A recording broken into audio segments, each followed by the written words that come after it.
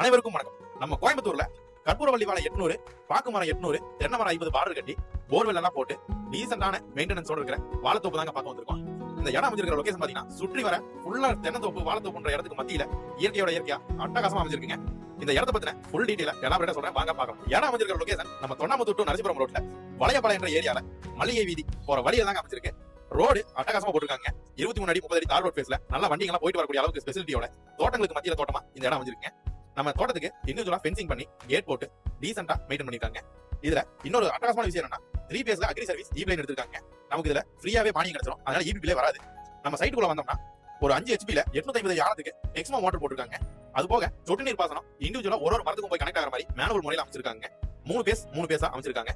மொத்தம் 1 ஏக்கர் 14 சென்ட்ல அமைச்சிருக்க இந்த லேண்ட் பட்டாவோட இருக்குங்க. இண்டிவிஜுவல் பட்டா சப்டிவிஷன் பண்ணிருக்காங்க பஞ்சாயத்துல.